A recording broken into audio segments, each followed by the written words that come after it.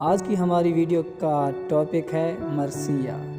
آپ سے درخواست ہے کہ ہمارے چینل کو سبسکرائب کر لیں۔ مرثیہ کا مادہ رسا سے مشتق ہے۔ کسی مرنے والے کی توصیف و تعریف اور اس کے محاسن و محامد کا ذکر و بیان بڑے حسرت ناک انداز میں پیش کیا جاتا ہے۔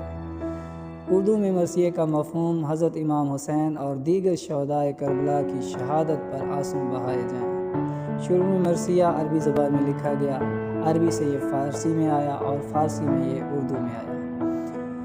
اردو کے پہلے ہندو مرثیہ نگار رام راؤ سہوا ہیں۔ اردو مرثیہ آبرو اور آرزو کی شاعری میں بھی پایا جاتا ہے، مگر اس کو میر زاہد، میر خلیق اور میر ضمیر نے بہت ترقی دی، مگر اس کو بام عروج سے مرزا دبیر اور میر انیس نے آشنا کیا۔ میر ضمیر نے مرثیہ کے 8 اجزاء بنائے، جس میں 1 جنگ، 2 سراپا، 3 رخصت، 4 آمد، 5 رجز، 6 جنگ، 7 شہادت، 8 بین۔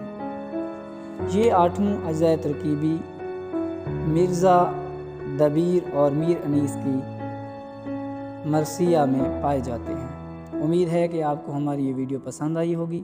ہمارے چینل کو سبسکرائب کریں۔